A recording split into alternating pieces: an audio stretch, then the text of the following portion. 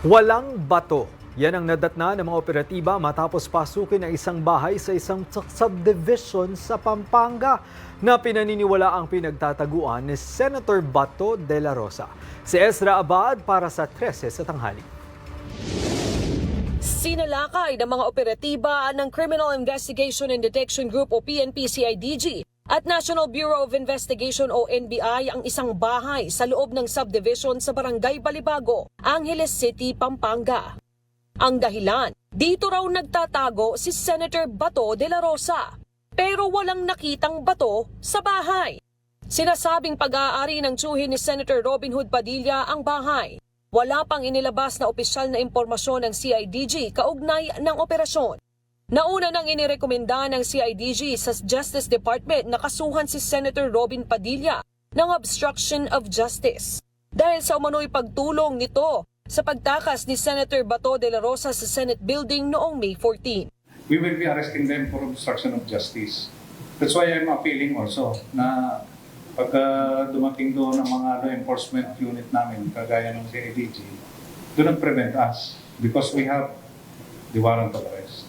And since si Senator Padilla po yung last po na nakasama, considered na po ba siyang person of interest? Depende po kung ano doon sa bahay niya at makakuha namin doon sa loob ng bahay na rin, the obstruction of justice rin po.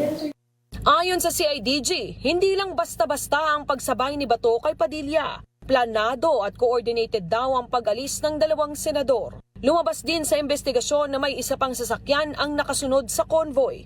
Ito ang nagsilbing security escort at backup vehicle. May babala naman ng CIDG sa mga tutulong sa mga pugante.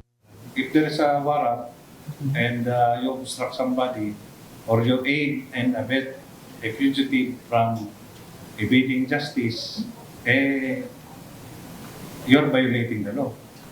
So we will also be filing charges and we will be arresting people. Una nang sinabi ni Padilla na hindi niya tinulungang makatakas si Bato. Sumabay lang daw siya ng ride palabas ng Senado. Aprobado na ng PNP Firearms and Explosives Office ang revocation ng lisensya ng mga baril ni Bato. Ibig sabihin, binabawi na ang armas ng senador.